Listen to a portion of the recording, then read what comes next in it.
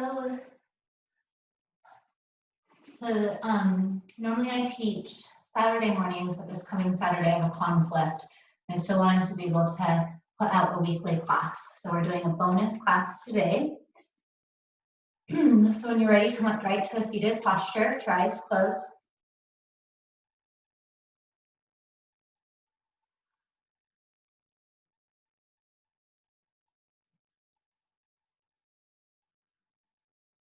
Notice your breath.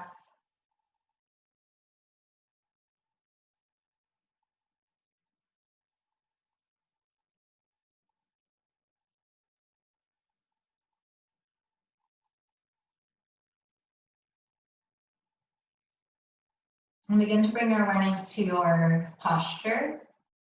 And sit with a long spine. Sit with a posture that is going to be a benefit of you in your life.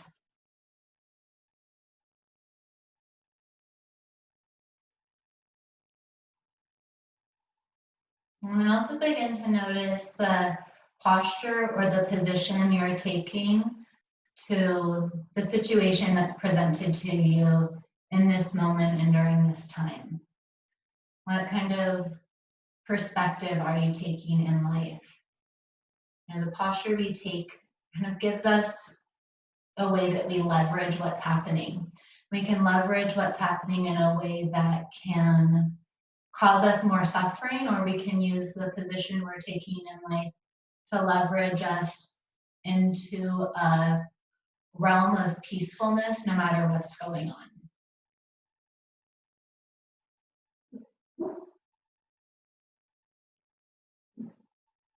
Draw your hands together in front of your heart. Sit nice and tall. I'm going to move through the Anusara invocation, which is Om Namah Shivaya Guruve. I bow to the teacher inside me and all around me. Satchitananda Mortaye, that has the qualities of truth, consciousness, and bliss.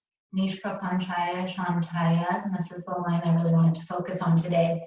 It means is never absent and is full of peace. So can we take the position in our practice, in our relationships, in all aspects in our life that helps us connect to this peacefulness that is always present?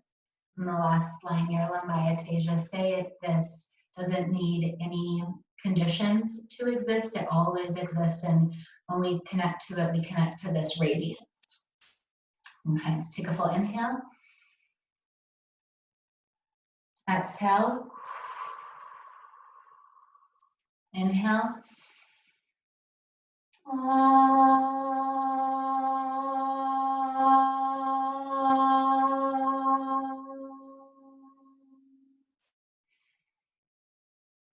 Om Namah Shivaya Gurave Satchitananda Mortaye Nish Prapanchaya Shantaya Niralambaya Teja.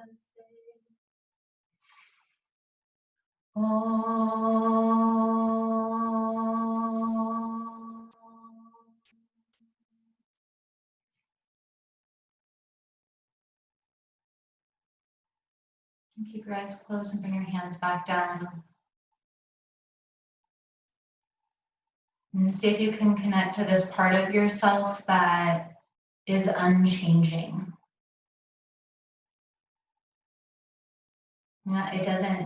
It's not only happy when situations look a certain way.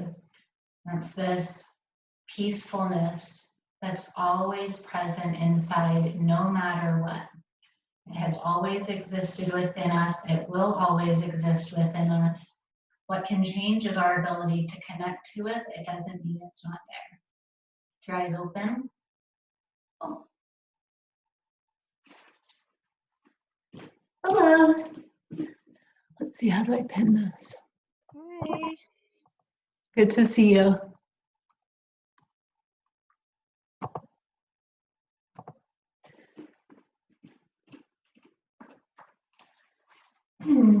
We just tuned in, if you're just joining.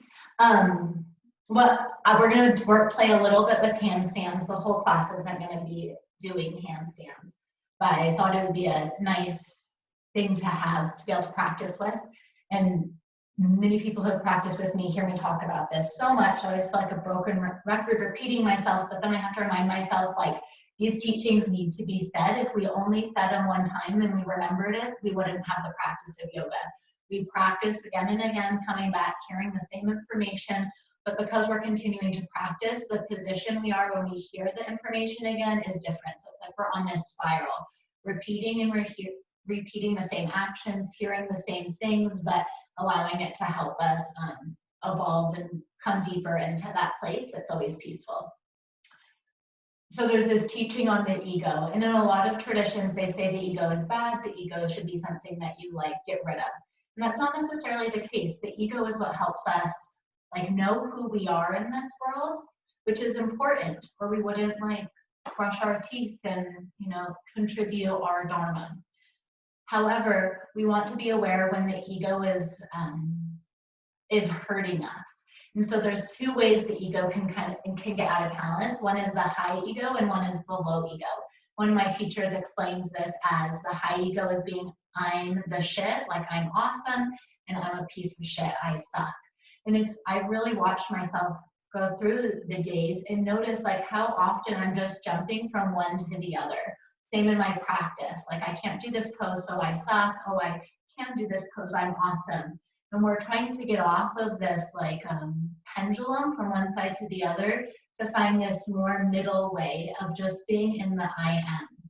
And I like working with this principle, especially when doing splits and handstands and other poses that seem unattainable or seem like you're super worthy if you can do them, because the pose, it's really not about the pose. The pose can be really healing for our body.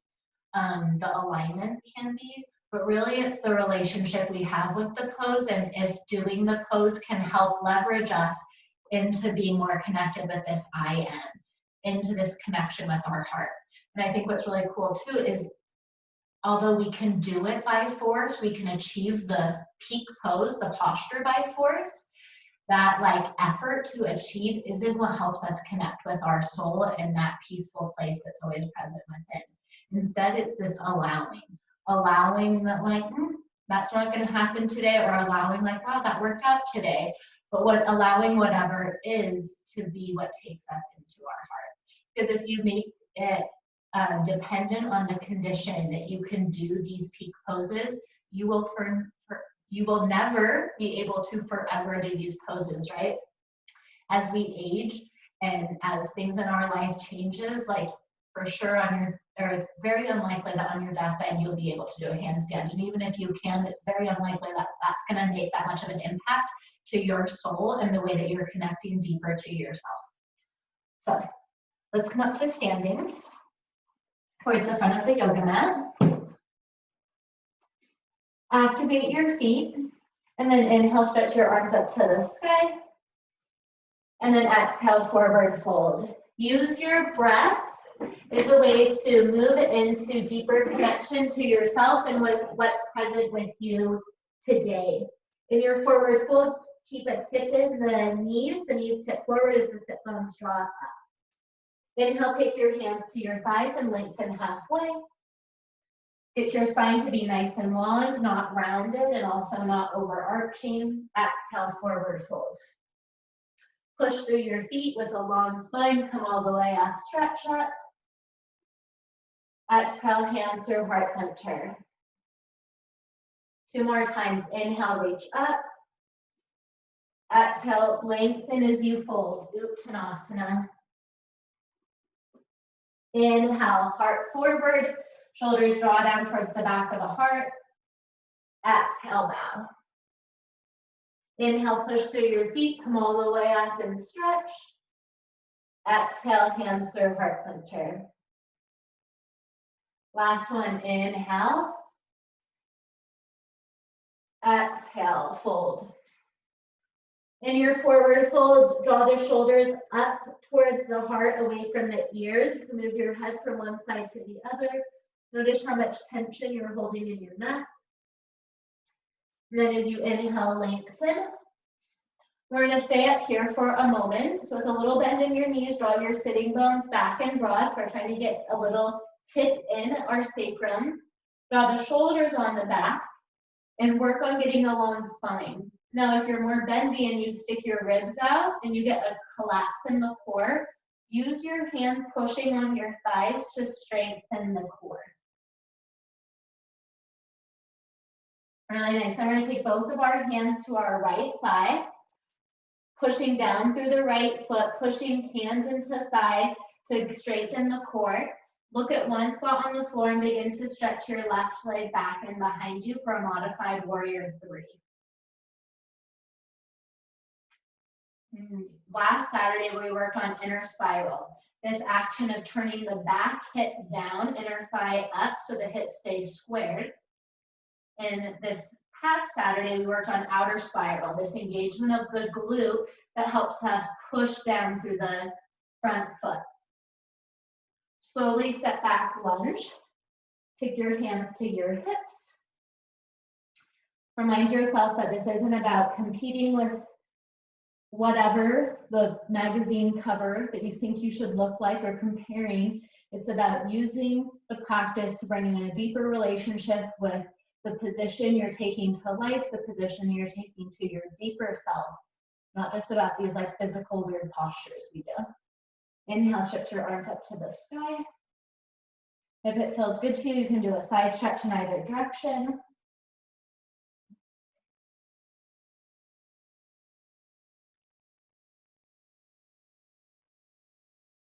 And then hinge forward, fingertips touch the floor. I'm going to use blocks here so the floor is a little bit closer to me.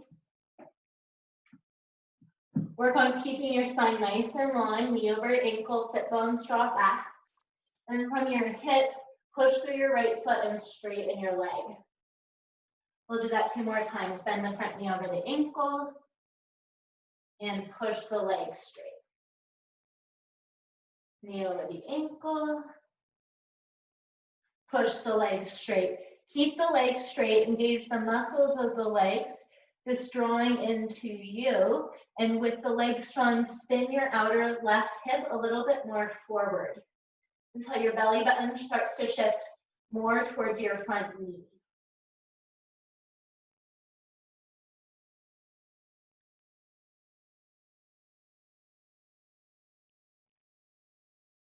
Right, step forward, Uttanasana, standing forward fold.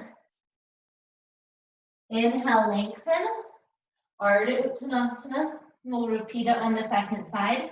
Both hands come to the left thigh, hands pushing into the thigh to engage the core. Shoulders pulled away from the ears so they're not dropping forward and bringing more attention into the neck. And then begin to extend your right leg up and back.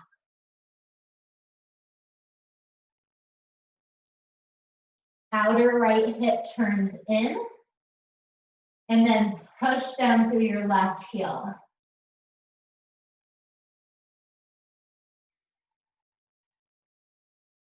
Bend your front knee over your ankle as you step back into lunge, hands on your hips.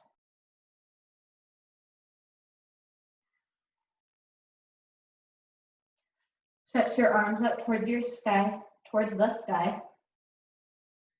Notice where you're bringing more tension into your system than you need. I often tense my face. Notice where you're creating more work for yourself. And invite in more ease, more gentleness. Maybe a little side stretch.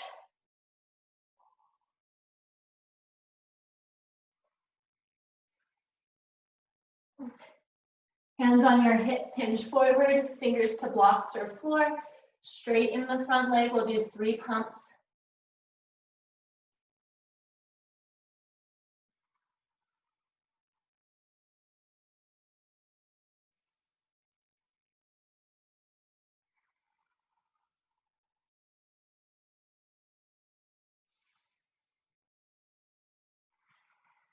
The next time your leg is straight, stay here. Try to get your pelvis perpendicular to the floor. So it's not under tucking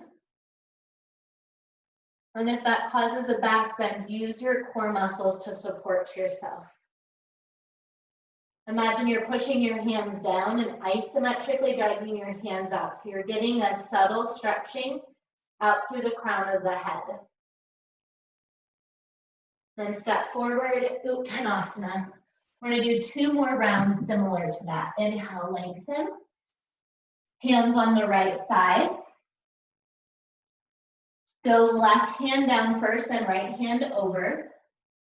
Push through the right foot. Strengthen the core as you root hands into thighs. You can stay here or you can stretch your right arm forward. This is nice because the left hand on the right thigh creates a cross core activation. And then step back lunge. Open your arms up like a T as you twist towards the right.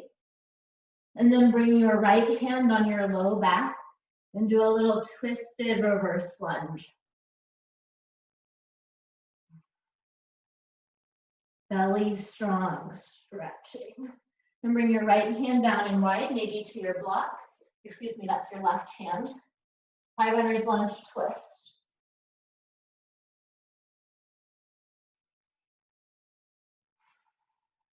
And then pivot both of your feet to the left. Wide leg forward fold.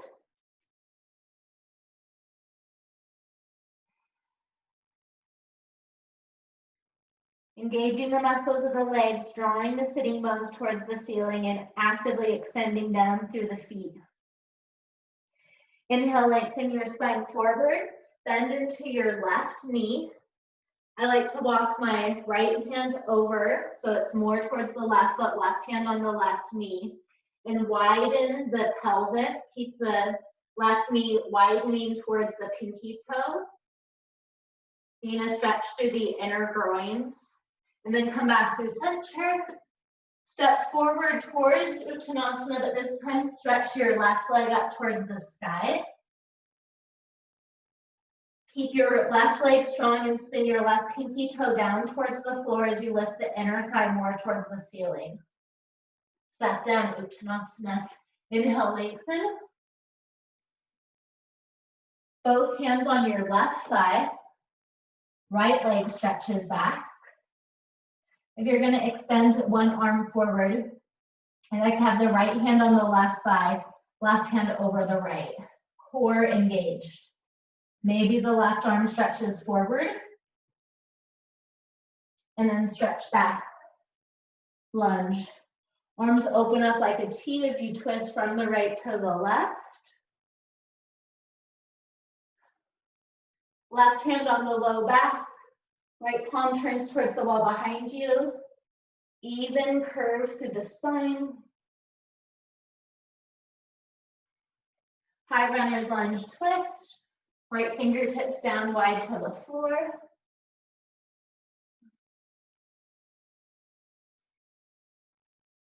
And then pivot both feet to the right.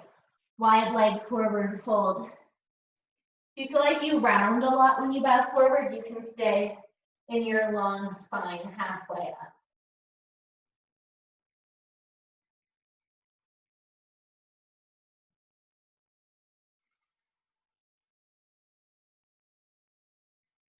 Come up halfway, straighten the core, bend into the right knee. Right knee will want to tip towards the midline, so widen it. Keep a mini bend in your left knee, and then rotate the pubis and sit bones backwards. And all of this, we're doing the same actions of pushing the pelvis back and dragging the spine forward, trying to find more length and openness. Pivot both of your feet forward towards the front of your yoga mat. Press up standing splits. I really don't like the name standing splits because it just puts unrealistic expectations into this pose. So I like to think of it as a standing 7 because that's what it tends to look like more. Keep your right pinky toe spinning down to the floor as you lift up through the inner edge of your right thigh and actively push down through your left leg. Step down, Uttanasana. Inhale, push through your feet, come all the way up. Draw your hands through your heart, place one hand over the heart and then the other on top.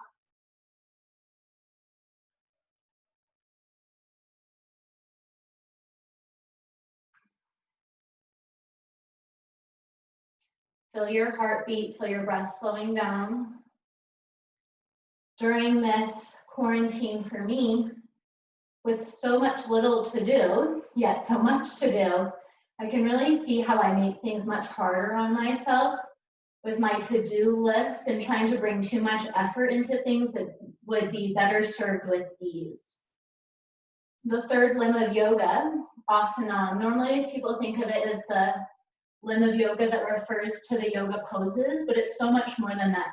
It refers to a posture, and when Patanjali wrote it, it was about a meditative posture that's both steady and easeful, gentle. You could apply that to all of the yoga poses, that it has this dynamic balance of ease and effort. But you can take it to like how you handle yourself in every aspect of your life, the position your mind takes to different situations happening. Is it more effortful and stressed out and too stuck and rigid, or does it need more ease? And I find that most people need more of this sukham, this sweetness, this ease and gentleness. So how can you bring that into your practice, especially if your practice is active at times? Okay. Inhale, stretch up. Exhale, fold. Inhale, lengthen. Both hands on your right side, go left hand on right side, then right hand over. Push the hands into thigh to activate the core, lift your left leg up. Stay here or stretch your right arm forward, or stretch both arms forward. Slow motion, step back, lunge. We're gonna come down to a low lunge. I'm gonna use a blanket for this. We're gonna be doing some kneeling stuff today, so if you don't have a blanket or a pillow, I would use one. Front knee over your ankle, hands on your hips. Now notice, ask yourself, I think of it as gating off my hips. I say, are my hips actually facing forward? And more often than not, they're facing in the direction of the back leg. So notice, the position you're taking isn't the one you thought you were taking. Turn your hips to face forward. Push down through the legs, keep the core toned, and lengthen towards the sky. And see if you can maintain the posture, but is with as little effort as possible. And the rest of your energy, see if you can pull in more gentleness and allowing and receiving.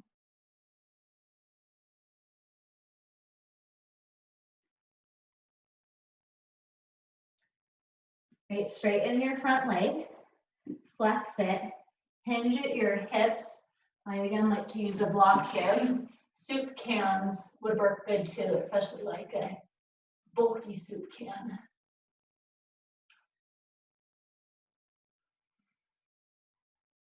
So the front foot flexes back, the front right knee bends up, belly draws in, and the right sitting bone draws back. And push down through your left knee and spin the outer edge of your left hip more forward. I've been really liking taking my left hand to the block, pulling it back a little bit more towards my back knee, and stretching my front right hand further forward, working to create more distance between my pubis, so spinning it back, and my chest, so drawing forward.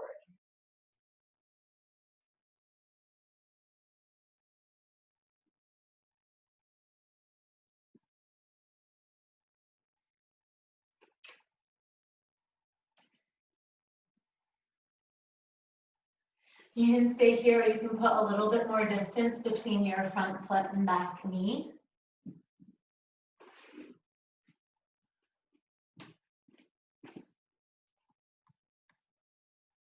Hey, Mikkel. Hello. Ardha Hanumanasana on the right foot, toes spread. And then we're going to press up through our Uttanasana into a standing split. So root your right foot on the floor, balance on your right foot, lift your left leg up to the sky. If you allow your left leg to open, you can get it pretty high, but you're not getting the same stretch.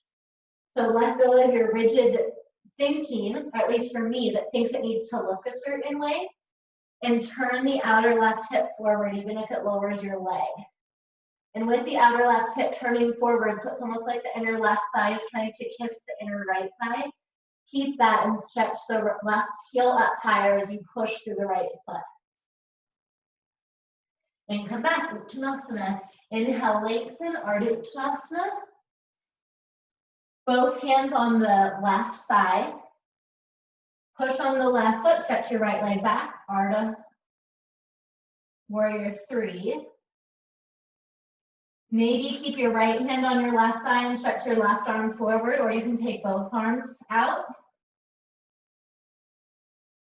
Core in, pushing. Step back, lunge. And we're going to come down into our Anjaneyasana. Right knee comes down to a cushion. Left knee forward. Check to make sure both of your hips are facing forward. And from your core, begin to push into the earth. And from your core, stretch up.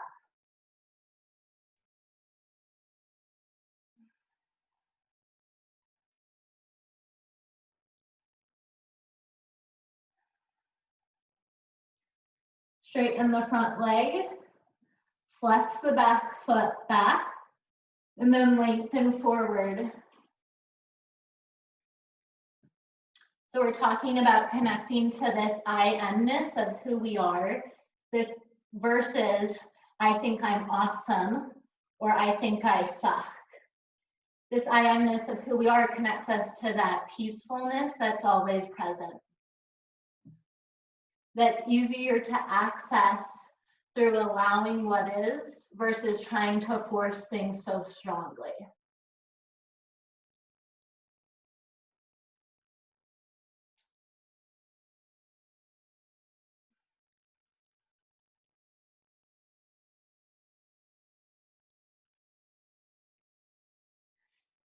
Even though it looks like you're just holding the pose here, you're doing constant, subtle work. Keeping the left knee with a tiny bend in it and continuing to unwind the hips. So you're pulling this gentle but easeful pressure on the hamstring. If you'd like to take it deeper, you can walk the front foot forward or the back knee a little bit more back. Didn't expect to be able to just slip into there. For so many years, handstand and Hanuman were such like a goal of mine. And I see that that was keeping me out of my I am-ness and keeping me suffering. And the more I let go of like how important it was to do those poses, they actually show up more easily in my life. But I have to keep reminding myself, even if I couldn't do this pose, I'd have to be okay. Okay, we're gonna press up into standing splits, left foot on the floor. Right leg lifts up, keep that internal rotation in your right leg. Right heel lifting as you push down through your left foot.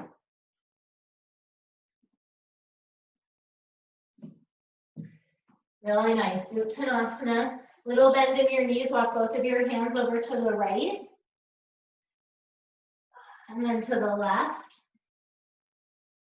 And then step back, downward facing dog. Or not downward facing dog, I lied, table pose. So the hands when they're on the floor, hands spread about shoulder distance apart, index finger, but it's gonna wanna lift the most. So that's where you maintain more of your effort, is keeping the index fingers down. So do a good hand placement, fingertips strong, knuckle ridges strong, and then begin to take circular movements with your torso. And pay attention to your hands, and when the hand wants to shift pressure off of the pads, see if you can maintain steady pressure through the index fingers as you rotate like this. Nice, come back through center. Extend your right leg towards the wall behind you. Outer right hip down. Push into your hands so your core is strong, and stretch your left arm forward, left thumb up. Lengthen the limbs away from you as you stretch without losing your core. Great, switch sides, hands down. Find this is a skill to be able to push through your hands and tone your core. Stretch your left leg back. Outer left heel toward, outer left hip to the floor, belly stays in, right leg stretches forward. Yeah, really nice. I don't know if it's really nice. I can't see you, but I'm hoping it's really nice.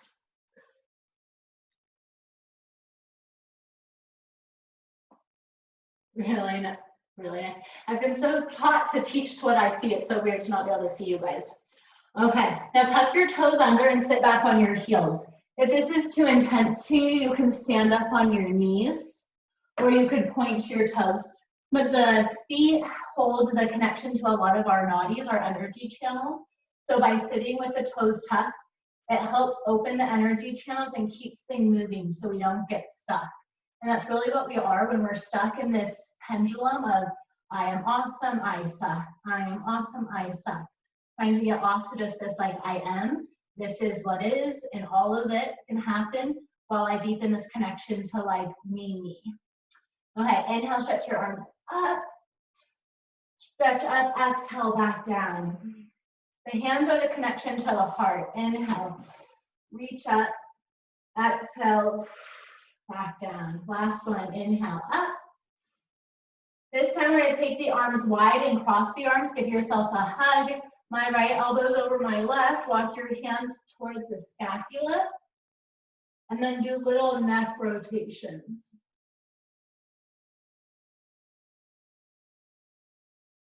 Being really aware of how much you allow the head to hang backwards. I am very, very gentle at the back of the neck.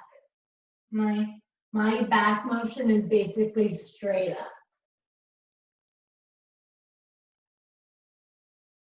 Take your head circle in the other direction. If at any point kneeling on your toes becomes too intense, untuck them. Try to avoid labeling it good or bad, it just is. Huge lesson I've been learning, it just is. Things matter so much less than I make them seem. Okay, come back up to stand on your knees, inhale up. Switch the arms, my left elbow's coming above. Sit back on your heels, maybe with the toes pointed.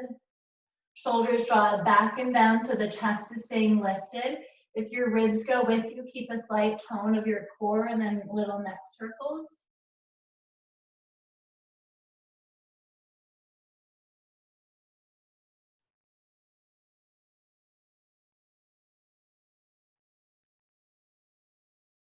Take the circle in the other direction.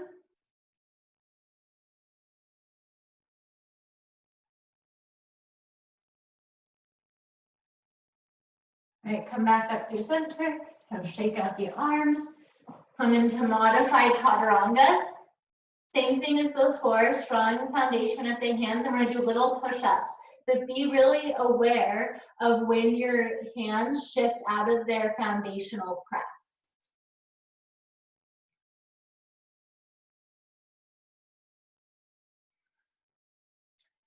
The next time you come down, hold it and push like you're going to straighten your arms, but don't let yourself come up.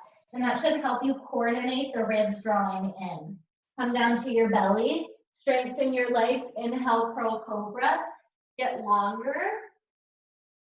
Push down into the hands and try to pull your heart forward as you push out through your toes. Exhale, downward facing dog. In your down dog, stretch your right leg up to the sky. Keep a little bend in your left knee and try to stretch your left heel to the floor. So getting more stretch on the back of the right leg, and then let your right leg open and then close off your right leg. Open, close. Keep it closed, but if the right hip drops more than the left hip, push through the ball of your left foot more so the hips stay neutral. Switch sides. So try to cultivate this stretch on the back of the right calf. So right heel stretching towards the earth as the right knee is bent. Turn the left hip in, and then open the left hip. In, open. In, turn the left hip in a little bit more than is neutral, and then push through the right foot. And that will help the hip lift. Great. You can do this next part kneeling or standing, depending on your energy level. We're going to do prone pec stretch prep. Move a little bit closer. All right, so take your right arm out to the side. Teaching the head of the arm bone where we want it to live. This is like trying to teach the mind, I don't want you to live attaching to these things that ultimately cause suffering. Shoulder, I don't want you attaching forward because it will ultimately cause suffering. So let me put you back in connection to what's most real and fulfilling. Shoulder plugging to the heart, mind plugging into the deeper level of the soul. Okay. Shoulder up a little bit, and then shoulder pushes towards the elbow, so up and out, up, out. That's the prerequisite that's going to allow the head of the arm bone to move backwards. Now squeeze the head of the arm bone and pull it back. Push it forward and there's a little bulge. Pull it back and there's a little dimple. And you can also squeeze the scapula tip into the back of the heart, or ignore that if that's too much work. Now don't allow the shoulder to move. Grab your right ribs and try to turn your chest and your sternum to the left. Nose stays in line with the sternum as you push your right shoulder to the right. So it should be nice and smooth back here. One of my visualizations lately has been those claws at like markets where you can try to get the toy, but you never do. Actually, my husband is like, has a secret power of being able to get them. I imagine one of those coming down and grabbing my head and gently tractioning my head up, chin slightly tucked, so Jara Bandha. That gives a nice release through the spine. So it's amazing how much effort that is. Good job, right deltoid. Okay, left arm out, up. So the tendency is this. So you go up and out, up, out, up, out, up, out, and then forward, back, forward, back, forward, back. Keep it back, and then scap tip down and in. Head back, chin tucked, neck lengthening up. Rotate your chest to the right. Keep pushing out through the left. Now scan your body. Notice where you're holding extra tension. Too much sthira. For that sthira sukham asana. What position are you taking in your yoga postures and your meditation postures, in the way you position yourself in relationship, into world pandemics and politics? All of that's just positioning, posturing. Kind of be one that's both easeful and effortful. Oh, so good. Come back through center. Ooh, it's amazing how much that helps clear my shoulders. Now we're going to do it at the wall. So it's going to look the same. I'm just going to imagine I have a wall here. That's Siddhartha's head. I'm going to come to the wall. I'm going to put your right fingertips on the wall, or you can just do it in the middle of the space and pretend you have a wall. I'm going to do the same action with my right shoulder. So I'm facing the wall. Left hand's kind of just like on it. My right shoulder is going to go up and then out to the side. I'm going to push into my right hand and draw my right shoulder back. Now, you want the elbow to stay about in line with the shoulder. It's going to want to tip in or up. Now, keep your shoulder there. Turn your chest towards the left. Right hand still on the wall. Only turn as much as you can maintain the right shoulder back.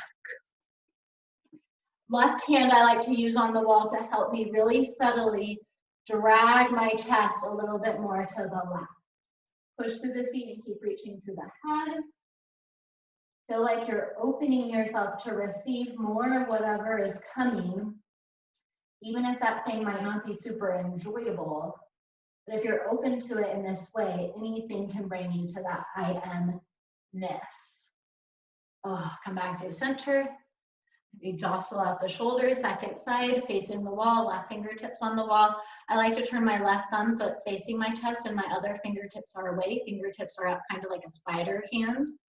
Elbow in line with the shoulder, shoulder lifts up, pushes out through the elbow, shoulder draws back into the shoulder sockets and nestles into the back of the heart. Remembering this home position. And using the right hand, keep the left shoulder in place, walk the feet a little bit to the right, so the toes point to the right, hips turn to the right, sternum pulls towards the right, left shoulder and elbow keep pushing to the left. Breathe deeply. Notice if you're getting too much of a back bend into your low back and use your breath to fill in more space there.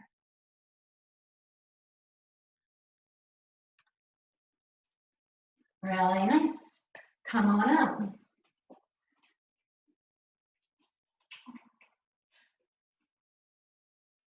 Okay, now we're going to do our upright L stand. So hopefully you have a wall nearby. If you don't, move your Zoom listening device towards the wall. And we're going to do an upright L. So this is kind of like down dog at the wall. I'm going to put my hands at about a hip height or higher, and I'm going to walk my feet back underneath my shoulders. A big mistake people do here is they allow their whole body to drop, their chest and arms to drop to the floor. So look in between your thumbs, lift your armpits up, draw the scapula tips together, put a little bend in your knees and push your booty back. And if you're doing all of that, you've either lengthened your naturally round spine, or now you're doing a back bend in your ribs. If you're doing a back bend in your ribs, push into your hands so forcefully that it causes your core to engage. Then step your left foot to the middle of your yoga mat underneath your pelvis and extend your right leg up and back for a modified warrior 3. Core strong, push out through the hands, push out through the right toes. Switch sides, right foot steps to meet the left foot steps up and back. Outer left hip turns to the floor, core strong, lengthen. And come on up. Nice, so that upright L stand is a great modification for handstand, where you can work on creating a posture that's going to benefit you in your life and reduce the risk of injury. So you can either stay and do another upright L, or you can come, I like to do this through table. When you, my measurement is about soles of the feet to the floor. If you want less weight on your hands, you can have your hands further forward. Hands strong, index knuckle, fingers down, arms straight, keeping the arms pushing away to the earth. The elbows bend, it becomes much harder. Walk your feet up to about butt level. The knees can maintain a little bend in them. Try to get your sit bones to lift up more over the shoulders. Shoulders drawing towards the middle of the room, scapula tips together, and then push through the hands so the core is in. One leg lifts up to the sky. Another tendency here is for people to put the foot back towards the middle of the room so they can try to teeter-totter to balance. I suggest you try to get the foot directly up above your hip socket. So you're nice and straight, core in, pushing through the hands and lifting up through the ball of your lifted foot.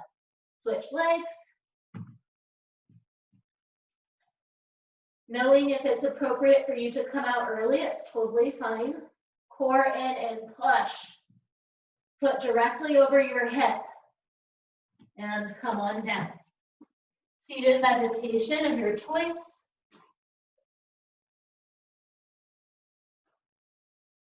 This is where the real nectar of the teaching, I believe, is. It's after doing a pose like that and getting the chance to witness the way your mind responds. And then sometimes you even can witness your mind responding to the way your mind responded. And all of it, for me, is becoming more open, more gentle, more compassionate.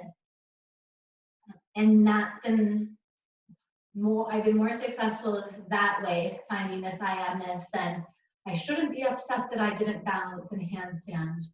Now I'm feeling too confident because I did a great job. Right? Open, allow.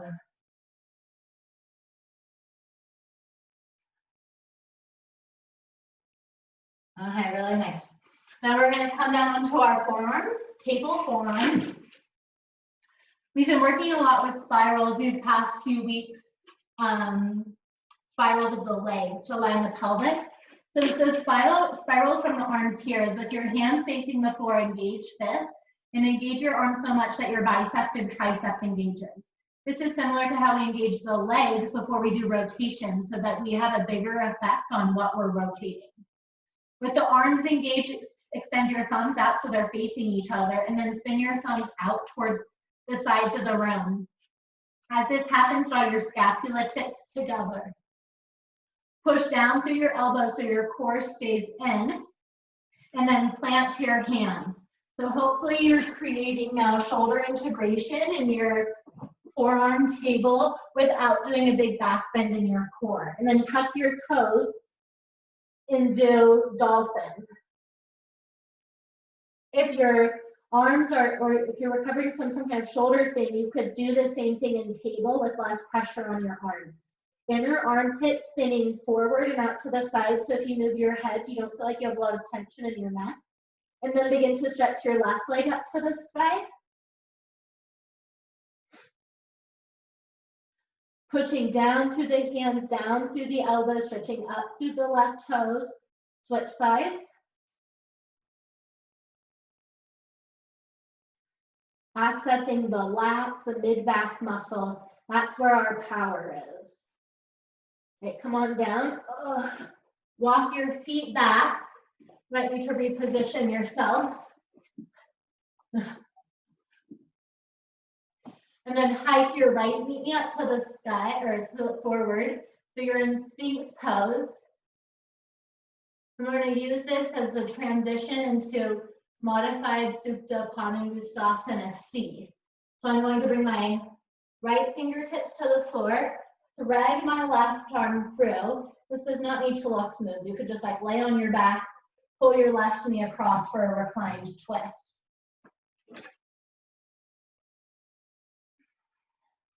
Allow your right knee to come off of the floor so it's in line with your hip. And keep the shoulders guiding back towards their home, towards a position that serves a greater whole. Right? But when we think about the positioning of our body, there's a positioning that serves not only our physical body, but our mind and our spirit. And there's been a lot of studies that show the more we can keep the shoulders integrated and the heart lifted, the more that shows up in our own confidence and our own happiness. Okay, come to lay on your back. Soles of the feet on the floor, hands behind the head. We're gonna do little crunches. Crunch up. Head pushes into the hands, shoulders stay drawn back.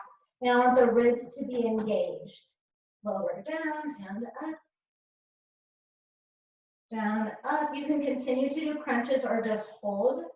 I slept on my neck weird last night, so I feel like a crunch, repetitive crunches can make it more tense, but holding it feels good.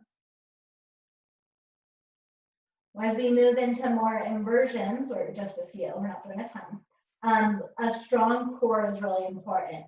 Oftentimes people can eventually figure out how to position the shoulders and eventually how to position the legs, but the core tends to be the weak link, so the balance becomes hard. But again, keep in mind, regardless of if you balance, it doesn't really matter. It's what you're training in this process. If you're only training your happiness if you do the pose, you're probably better off not practicing, or really, really, really reminding yourself to come back and look at that. Okay, lower back down. Put your feet up so they're in line with your knees. Sit bones down, ribs in. Take your hands straight on your knees, arms straight. And begin to push your hands continuously into the knees as you pull your knees into your hands. And this is a good way of activating the lower core. So intense. Okay, then come back. Forearms again, forearm plank. See if you can push through your forearms to wake up the core. The core should feel nice and warm since you're just using it. Now lower your hips down, extend your left knee up. Thread your right arm through and come into your Supta modified reclined twist.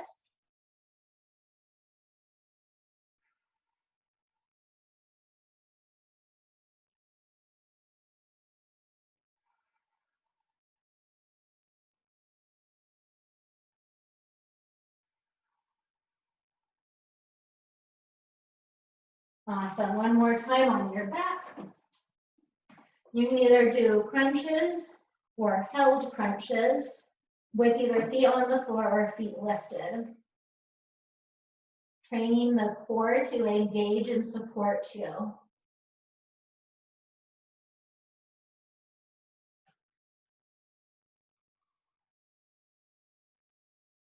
Release. Hands on the knees. Push arms into knees. Pull knees into hands. Strengthen the core. Soften your face. Where in this pose could you bring in more ease? It's a hard one. Oh, and then pull the knees in. Rock yourself up. Okay. Let's do standing splits. Wait, I feel like I skipped something.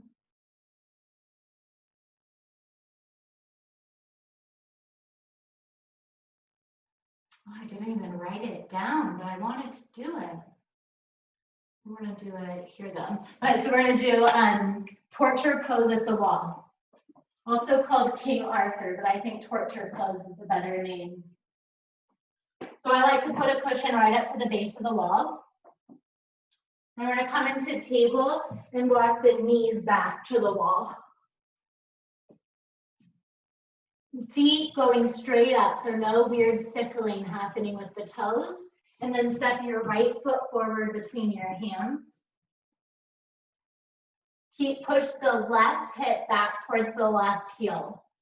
You can stay here, this is variation 1. You can walk your hands up to your front knee. You can walk your hands up to your hips. I like to take my left heel of my hand to my left heel, helping to push down. Left hip keeps drawing back. I take my right hand on my right thigh and push my right hand down and forward to help pull my ribs back towards the wall.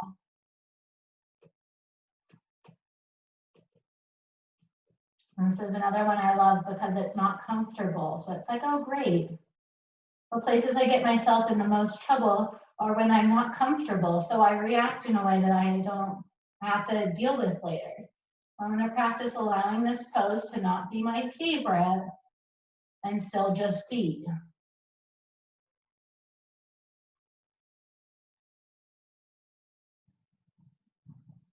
Oh, by the fun, my kids are coming down the stairs. Fair warning. From here, we're going to go into wall O asana. So it's like Hanuman. So shift up onto the right foot. Send your left leg up to the sky and spin your outer left foot forward. You can stay here or you can keep your hands here and walk your right heel back to the wall. Little bend in your knees, sitting bones up. So this is kind of like a 3-legged downward facing dog variation of the splits. Or you can begin to walk yourself in.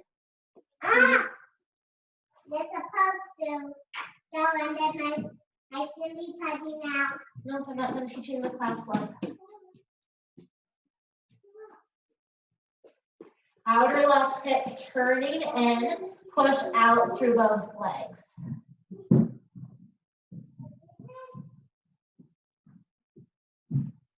You can bring your leg down and switch, or you can press up for a variation of the handstands and switch legs here. So I'm going to take my left foot up, bring my left foot down.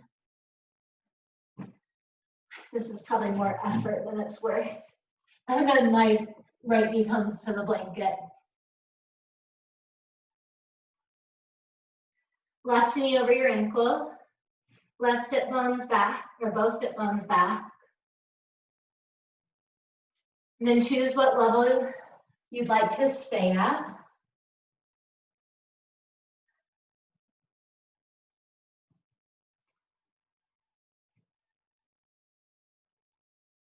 And can you look back? So I can look back pretty easily at where there's been like tough moments in my life, or even just like out of the past, this past weekend, where were the tough moments? And can I see that the tough moment was because I positioned myself in a way that made that moment harder than it needed to be? And if I do that, I can see that the way I made that moment harder than it needed to be was I was trying to over effort it or control it or make it something it wasn't. And the more I can spot myself doing that, the more I can be reminded to just let be what is and let that be what helps me turn it. Same thing, the more I do these poses, the more I can realize, oh, I'm either thinking I'm awesome or not awesome based on my success of what my mind is telling me the pose should look like. The more I can witness that, the more I can recognize how silly that is, how that's not going to help me in the evolution of my life. So let my practice be about something more than what the poses look like.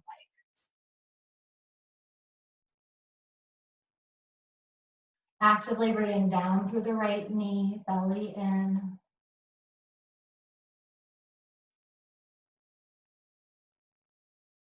I'm moving into Wallow Asana, pressing up onto the left foot. Staying here. Making your way further back. Sometimes I'll push through my hands so much and I'll suck my left foot up into my left hip. So my left foot is no longer on the floor. Then I'll square up through my right hip and then I'll extend through my left foot and bring my left toes back to the floor.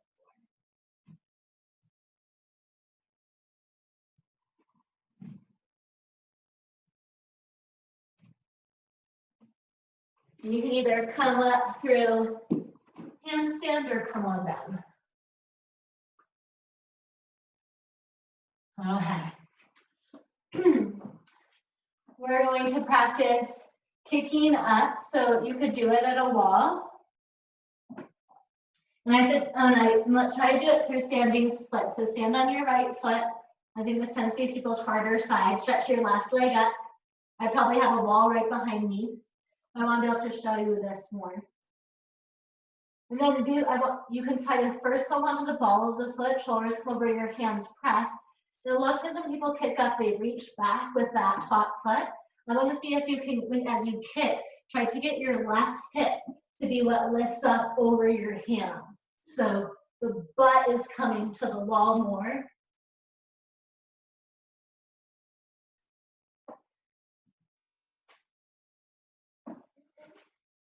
Push hands in. See, I can feel when I don't get my handstand, I can feel it's my core is not turning on.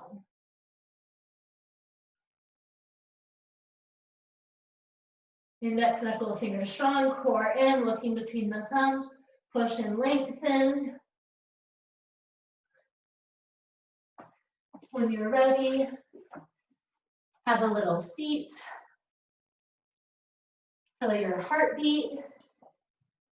Connect to the unchanging part of yourself.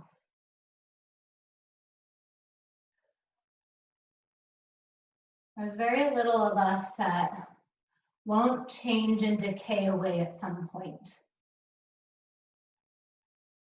And your practice help you connect to that.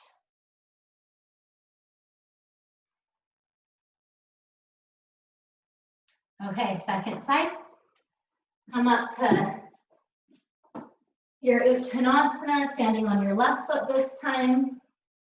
Standing splits. You want to square up before you kick. If you're rotated open when you kick, you're going to kick with a rotation, more like a cartwheel. So keep yourself squared. Hands strong, shift your shoulders over your hands. Push from your hands so your core turns on. And then as you kick up, untuck your butt like cow.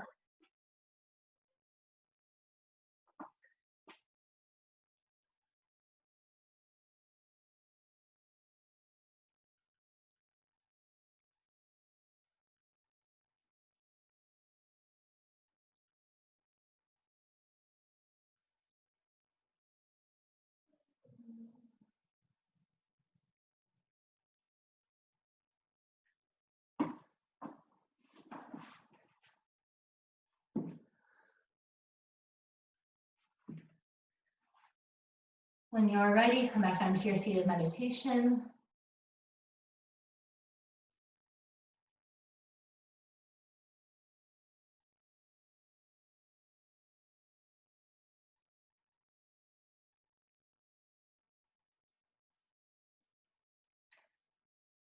Allowing yourself to drop in and let what was be what gone now. This is another really good skill.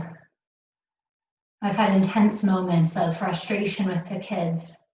And I tried to be like, okay, this is like my meditation after the pose. I'm just gonna let that go away now. Start anew. Now open your arms nice and wide.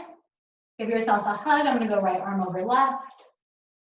You can stay here. You can bring your arms up to eagle arms. Lift your elbows as higher than the shoulders.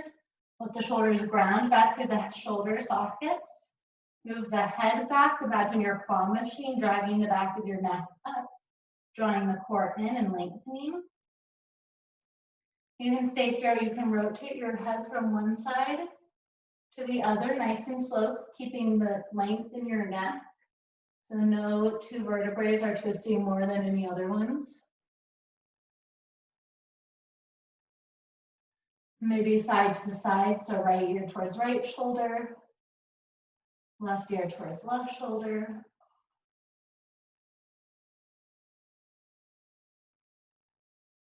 And open your arms nice and wide. Second side, left arm over.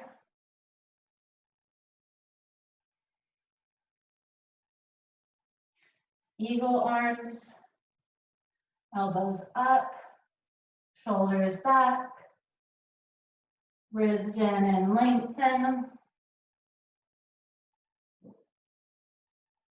Maybe rotating the head from side to side, nice and slow.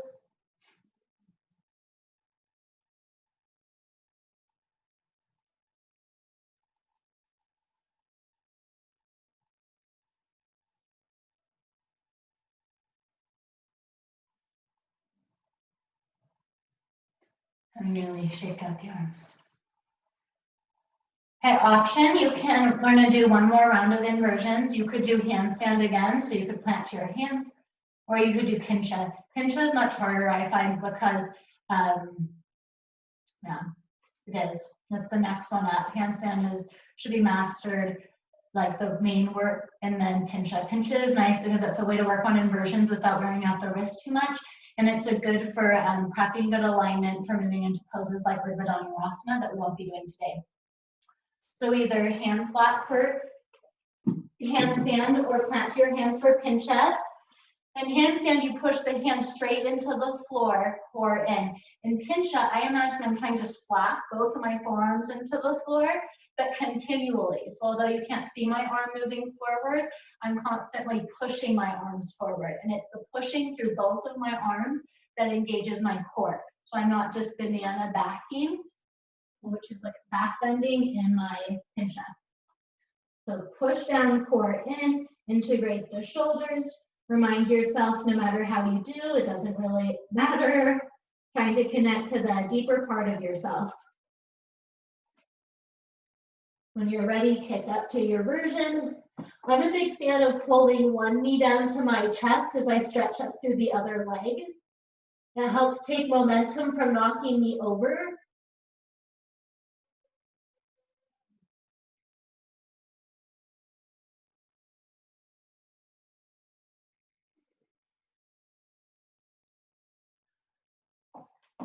When you're ready, come on down. Seated meditation.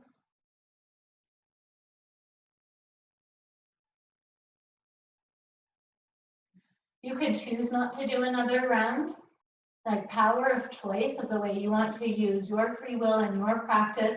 That's one thing that's so cool about this time right now is we don't have other people around us. We don't have any of that, or a lot less of that pull to compete.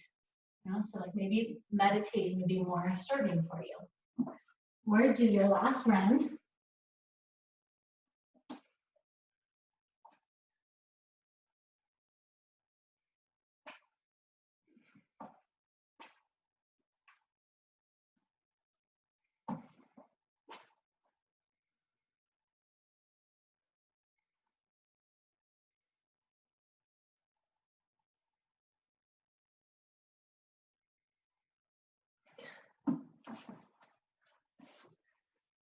One down, a little meditation. Smile, the face reflects the mind. So when we tense the mind habitually, It's keeping the mind tense. When we smile, even if it's not super authentic, helps the mind find more ease and open. Okay, we're moving to cow face. I'm going to use a blanket to make sure, or a block to make sure my hips are steady. I'm going to go right knee under, left leg over. Knees stack. Sit bones back. Hands on the thighs. And then let's massage the right wrist. You take your left hand to your right wrist and begin to squeeze it in. Giving nice firm pressure with the left hand on the right wrist, helping to pop open the carpal tunnel if it was collapsed at all. And then move your hand around, either point and flex it or circle it.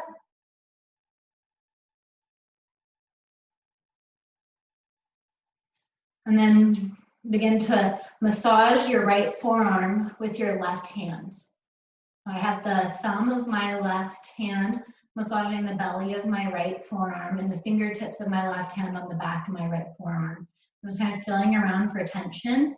And I'm going to find the place I'm just going to squeeze in with my fingertips and my thumb. And I normally know it's good when the muscle tight and like slips out from under my fingers. I'm going to try to drag into there. And I'm going to point and flex my wrist. This is called pin and lengthen, so it's a good way of getting into the flexor tendons and muscles of the wrist and forearms, which can become chronically tight, especially if inversions are something you do regularly. I've really stopped my inversion game, but my forearms used to be so intense because I used to do it every day. A lot of this tension in the wrist can manifest as injuries like carpal tunnel syndrome. Slowly work your hand massage up towards the wrist. So every few inch you travel, you flex the hand. This is a great pastime. You know, if you're like finding yourself watching more Netflix than normal, or just like bored on the couch doing a puzzle, maybe give yourself a little wrist massage. Especially if this is feeling intense for you, that's probably a good sign that this is something that would serve you to do more. I'll do the left one in a moment.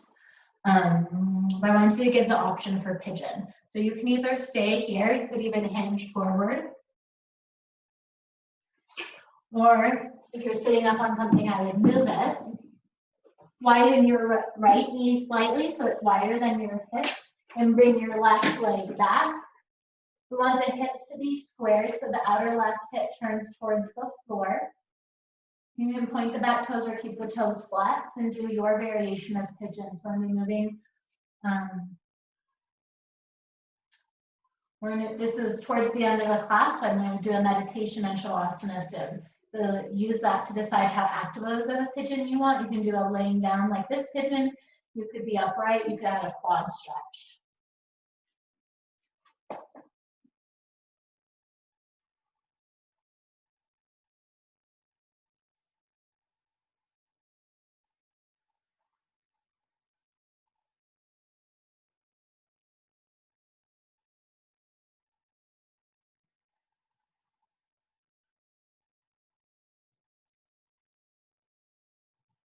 Begin to finish up if you're doing a different variation of pigeon. Sit onto your right hip, swing your leg forward again. We're going to set for Anusara.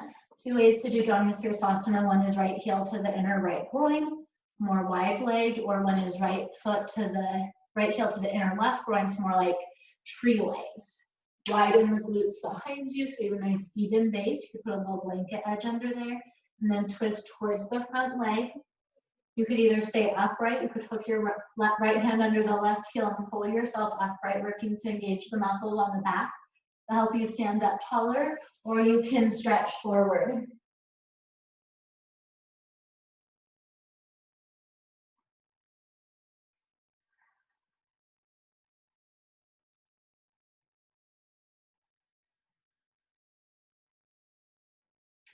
You can stay here, or you can bring your left elbow to the inside of the right knee. Maybe turn it, this hand could be on the hip. Or you can stretch up and over, maybe holding the foot. Remember that your practice doesn't need to look like anyone else's practice. Yeah, come back. Switch legs, left knee under, right leg over.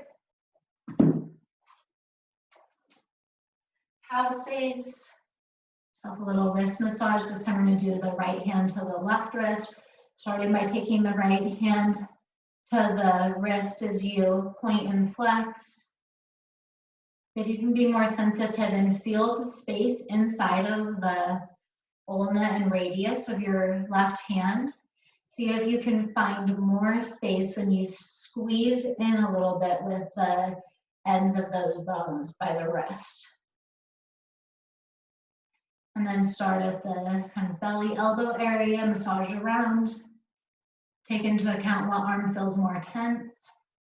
This arm feels much more tense for me because this is really my right hand if I'm not mirroring.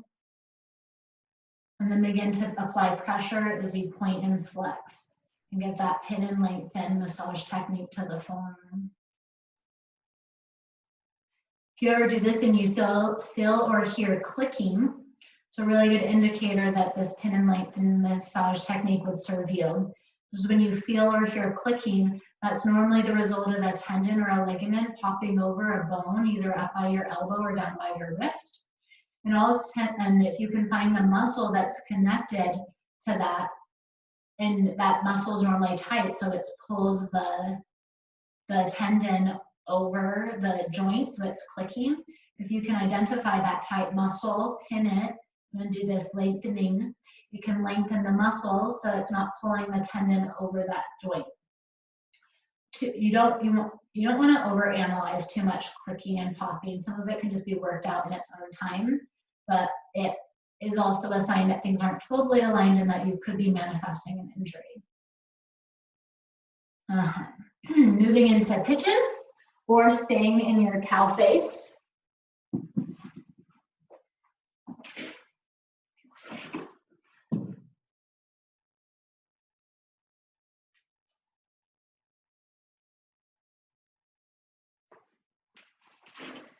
Do it if you did something on the other pigeon. That would be a good time to start that.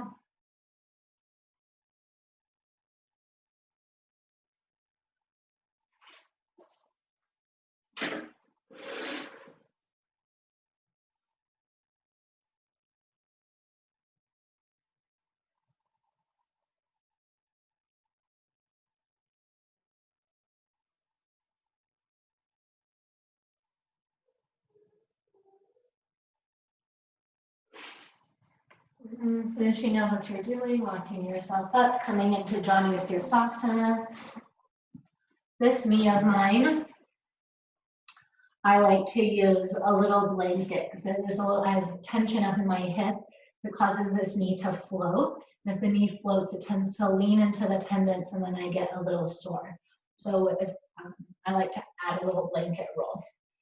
Drive the sitting bones back. Lift the chest up, either choose to stay upright or bowing down.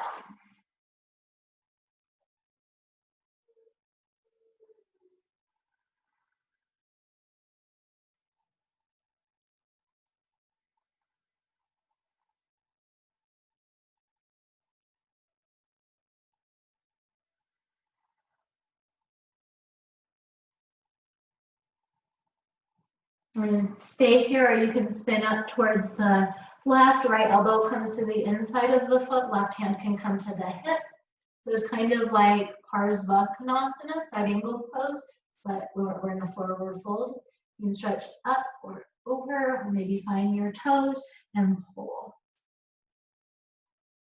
Is it adding more length to your posture? That's kind of like saying, is the position I'm taking leveraging me into more enlightenment, which is such a big topic, but I like to think of it, does it just make me feel lighter, less heavy, less stuck, right? Or does it, that light, either thinking of weight and levity, or like does it add more brightness to my whole organism?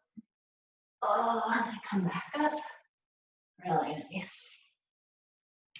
And then you can kind of pivot out the legs. You have two options here. You can lay back for Shavasana and be some mantra, and I'll sing you a mantra.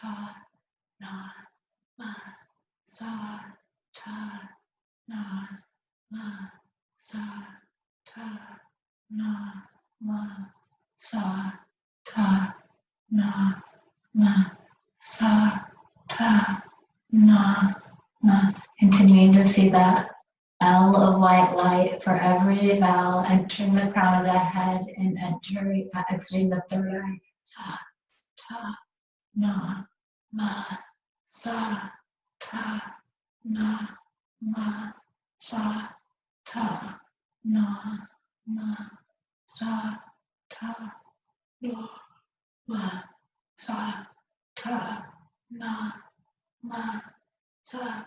Silently now, in your mind, you say the sounds.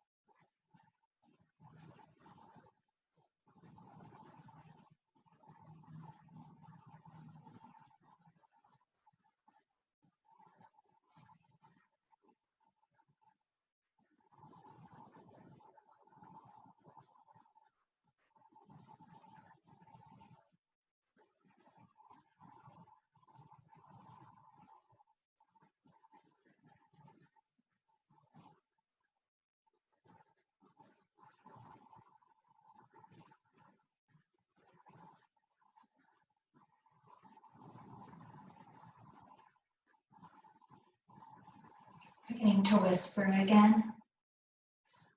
Sa, ta, na, ma, sa, ta, na, ma, sa, ta, na, ma, sa, ta, na, ma, sa, ta, na, ma, sa, ta, na, ma, sa, ta, na, ma, sa, ta, na, ma, sa, ta, na, ma,